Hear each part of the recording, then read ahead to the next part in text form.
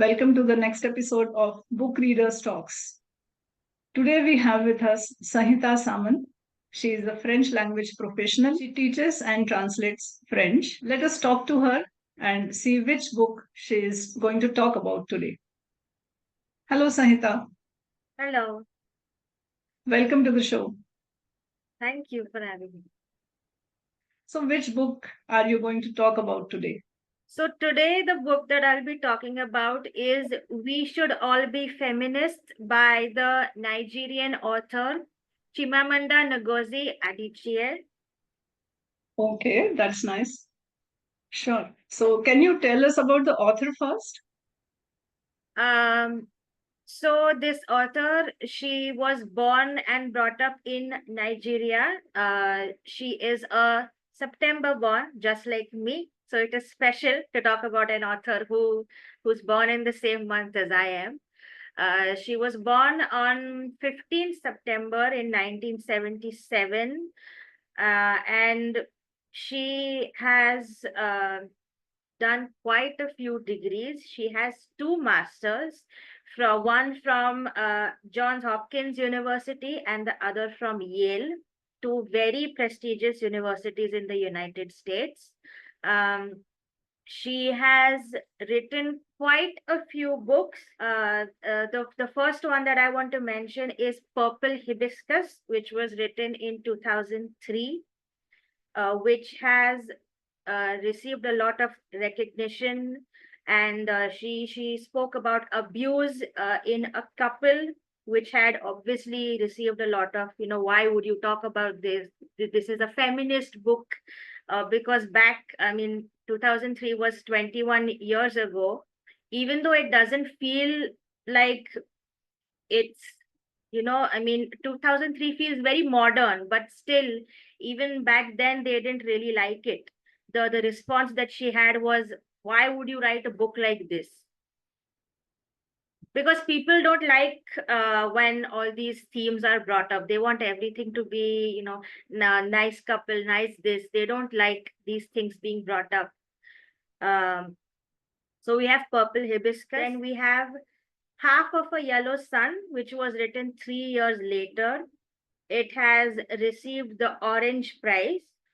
Later on, we have Americana, which was written in 2013. Also one of the most recognized works. And her most recent works is Mama's Sleeping Scarf, which is from last year. And in one of the previous episodes, I had mentioned how certain authors, they like to explore different styles of writing. You'll have essays, you'll have a novel, you'll have children's books, all from the same person. And she is someone like this. Now, Half of a Yellow Sun, Purple Hibiscus, these are novels. The book that I have selected today is an essay. Well, it is from her speech of TEDx, actually. And her most recent work, which is Mama Sleeping Scarf, is a children's book. So again, different, all these different styles, different works of literature, all from the same person. That is very interesting, isn't it?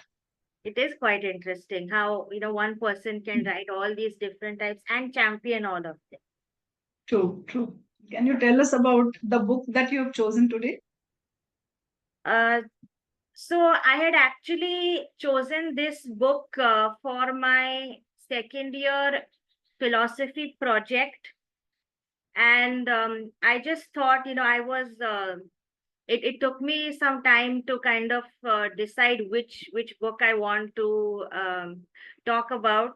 And I thought this was the perfect one because it also took me back to how I was researching for my project, and I didn't want to take the very typical works of feminism because I knew that some particular authors everybody will take, and then it kind of becomes repetitive for the professor to check.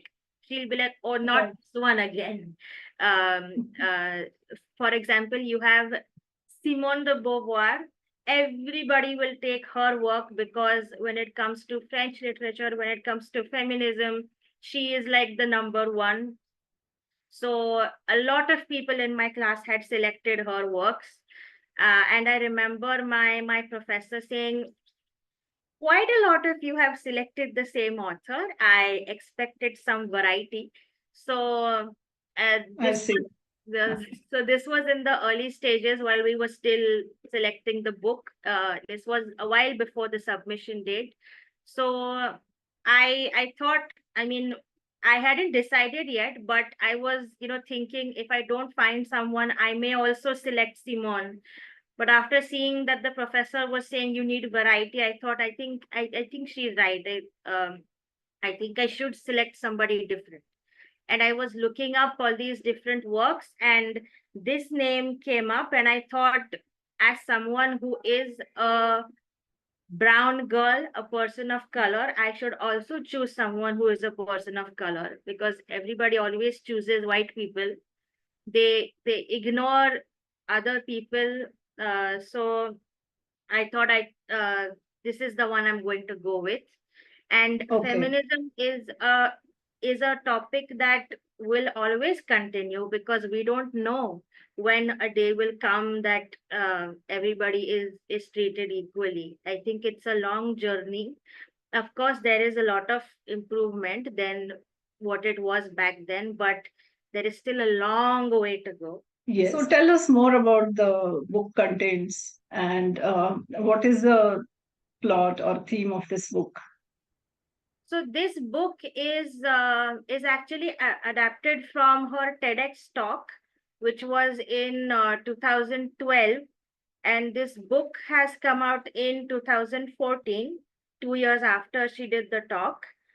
I have selected certain references, certain anecdotes from the book, which I thought were, as someone who is Indian, quite a few of them felt relatable. Sure. Can you narrate a few of what you have chosen? Yes. So on the first page itself, she talks about her friend Okoloma, who is her childhood friend, and since they have grown up together, they discuss everything.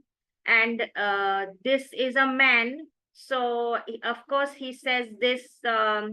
He has opinions which she may not agree with, which I think is something when it comes to childhood friends, is that you don't select them based on opinions. When you're a child, you select them because they're giving you company, which can be difficult when you are older, because opinions may differ, you may have Right. arguments.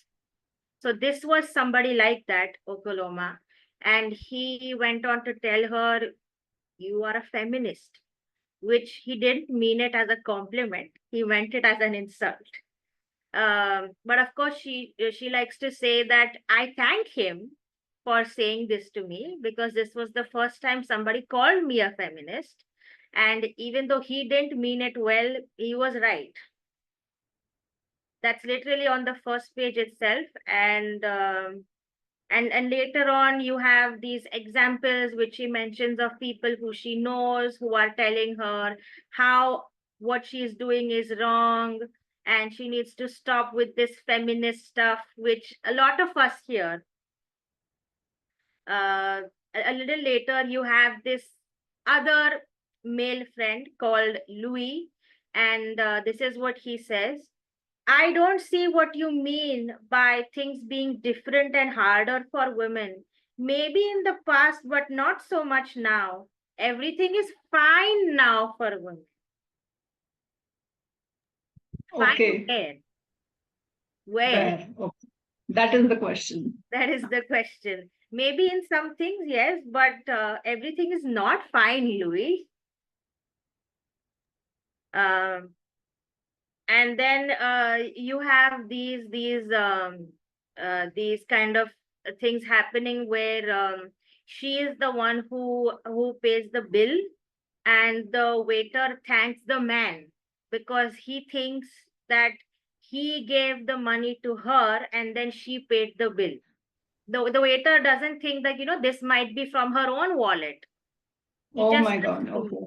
He just assumes that, the man must have told her, I have something to do. Why don't you pay the bill?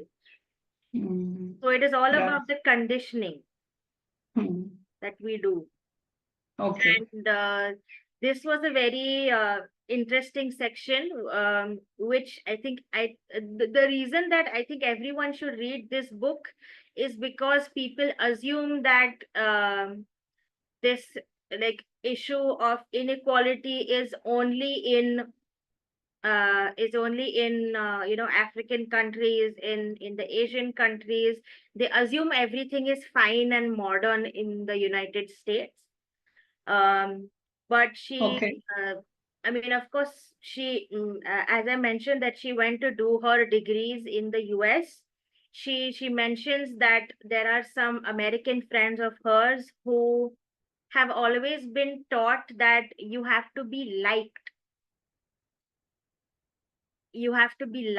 so don't be Okay. aggressive, don't be opinionated, make your boss happy. Even if you don't like something that he says, you just have to ignore it. And this still goes on. Quite a few women still, have bosses that don't treat them equally and ignore their opinions. I don't remember which movie it was, but there was this American movie that I had watched a while back, and this was Okay. a law firm, uh, and there was this lady who was among the higher paid lawyers. They were having a Okay. meeting, and she was saying something, and the boss just did this. Oh, okay. So this was in the United States, and you would think this goes on in the United States, that men are actually doing this, like when the woman is speaking. So I thought of that movie when I was reading this book, Okay. about how this also goes on in the United States. There is no freedom. There is still problems. There is still sexism happening at work, and maybe not so much at home, because American women and women in Asian and African countries live differently. But I think at work it is all the same. Okay.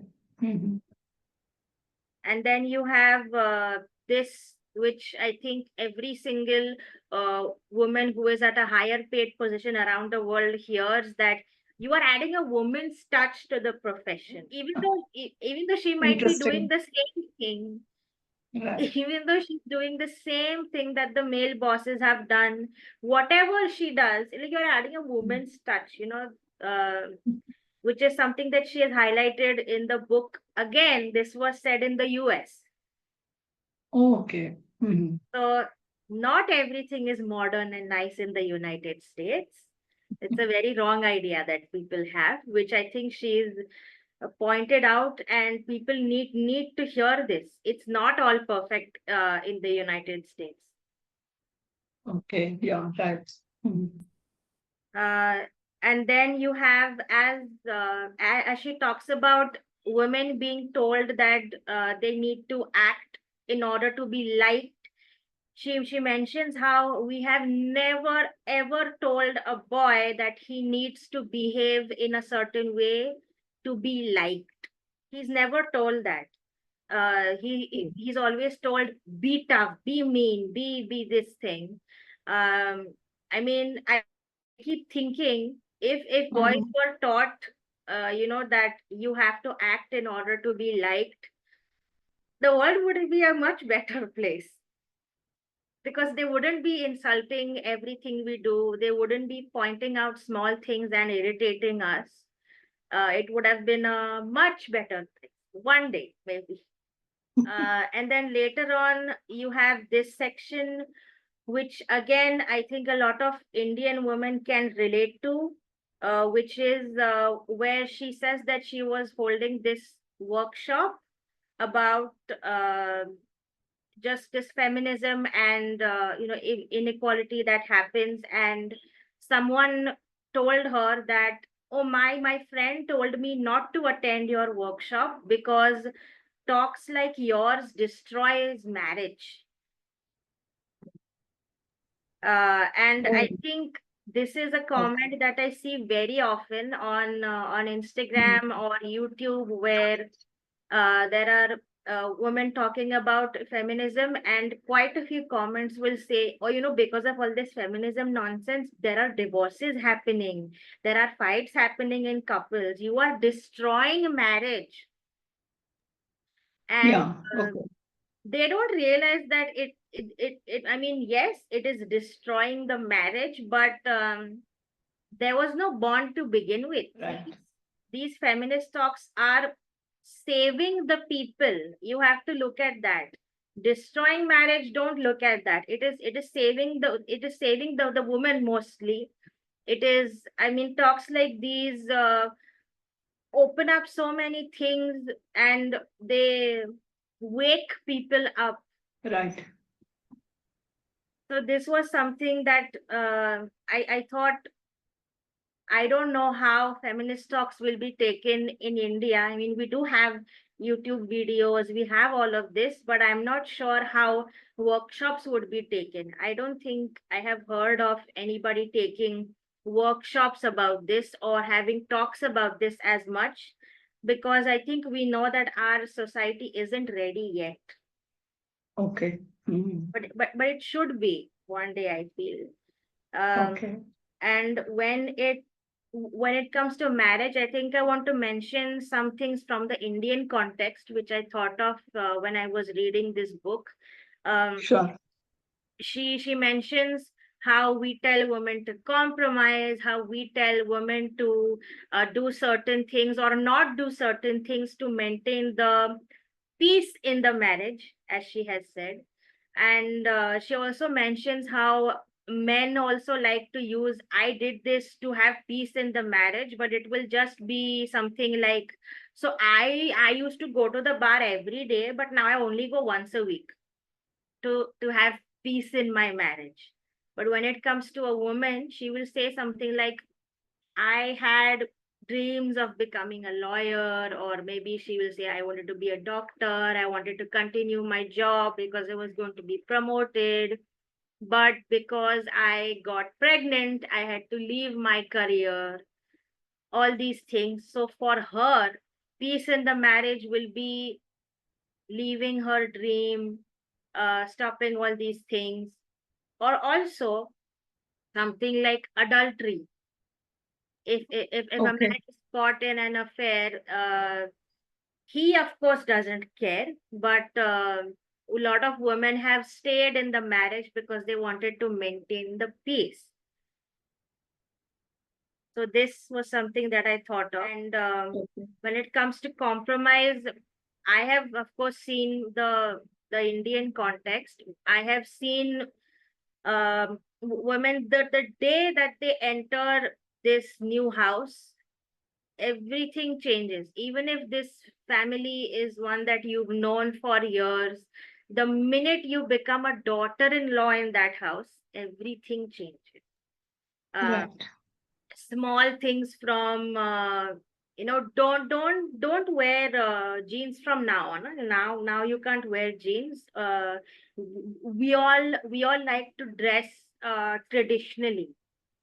Mm. So uh, so it really goes from how you dress, how you act, how cooking style also. This is not Mm. how we make food here. You have to learn how the food is made in this house. And when this daughter-in-law tries to make something in her way, because she obviously must be missing home, so she would think of making something her way. It will be Not appreciated. Right. not appreciated. I mean, I hope that these kind of reactions don't come anymore, but this is what I hear from different women when they talk about their life as daughter-in-laws. They're never appreciated. Nothing that they do is appreciated. Starts from food, because the kitchen is where it all begins, where they have to look at how the family eats, what the family eats, what each member likes, what the husband likes, what the in-laws like, what the sister-in-law, brother-in-law likes, all of that. Yes, right. Well pointed out. So it was just so much of Indian context was what I could think of when I was reading this part of the book where she talks about compromise and the peace. Right, right. So this was just one line which is from the latter part of the book, which is what Huh. I kind of want to mention is that she says culture does not make people, people make culture. Right. And so she, of course, gives the example from what she has seen as a Nigerian. She was mentioning that she was really interested in knowing about her ancestors and her culture, but in her culture, they don't tell women these stories, they only tell the men. Oh, is it? Yeah. Okay. Mhm. So, I mean, I think just starting there, she must have thought, what is the problem if I'm a woman? What if I want to know about my ancestors? But and what I can think of from the Indian context is things like when we have to do pujas, you have the men who can do the pujas alone, but they will never Yeah. let they will never let women do it.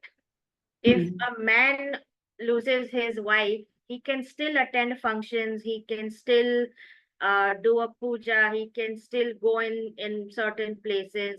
But the second a woman loses her husband, it is like take the take the jewelry off. Don't go to baby showers. Don't go Mhm. to naming ceremonies. Don't do a puja.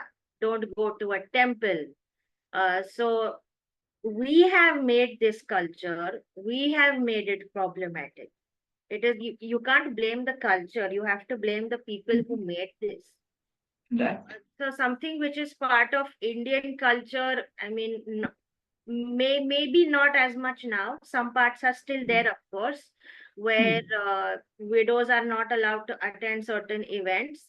But thankfully now we don't have the shave your hair and wear the.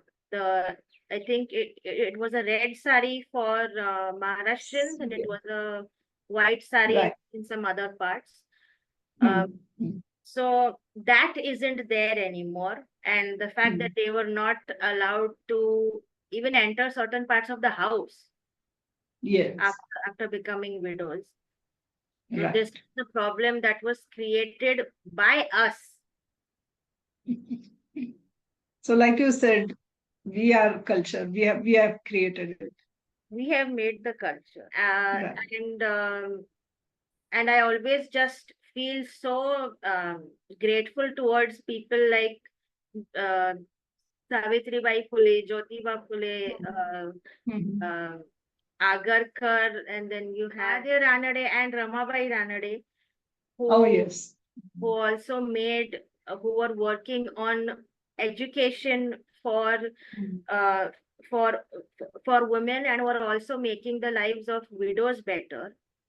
Mhm. And we absolutely cannot forget uh, Dhondo Keshav Karve, who at the time had married a widow, which Mhm. was such Mhm. a huge step. And people always say that you know women are the ones that need to work to make feminism and like to work in something which is related to feminism, but I don't think they understand that if men contribute, it can also make a difference. Now something like marrying a widow at that time, which is so controversial. I mean, and sadly, even now the reactions are the same. If you marry a widow or a divorcee, the reactions will be, "Oh, a divorcee, a widow." Like they don't feel Right. happy for her. They won't say, Mhm. "Oh, like how nice she gets to, uh, you know, be in this again. You're She right. gets to have a new life with this new partner." It is never that. It is why. But but when a man loses his wife, they'll be like, we have to find a new wife for him. Let us look around and check, because he can't live life alone. It is such a big thing when he is alone. They just want to be like, we have to make sure he has a new partner. He cannot live life alone. When it comes to women, now I don't think she doesn't need this. She's fine alone. We'll just not call her places. We will not call her to baby showers, because she will curse this place. We will not let her hold the baby. We will not let her be around our kids. What is this, a monster? This is not a monster. There are actual monsters you need to protect your kids from, but instead you're doing this. True. There is a lot of discrimination and disparity. Lots of discrimination. And as Mhm. and reading what she has written, which is from Nigeria, you can think of a lot of things from India. Africans and Indians both have a lot of similarities when it comes to culture. So, Okay. so somebody who is from India, someone who is from any other Asian country, from any African country, from maybe Latin America, we will find this more relatable, because we know what it's like to live with a lot of people in the house. This is Yes. not something that Americans will understand, because it's been a long time that they live like away. They really live in very small families.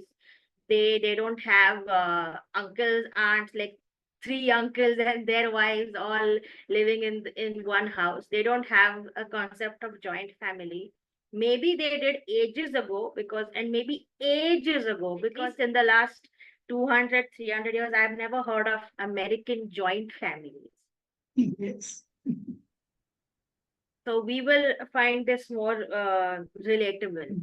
But I still Yeah. think whether you find it relatable or not, everybody should read this. Okay.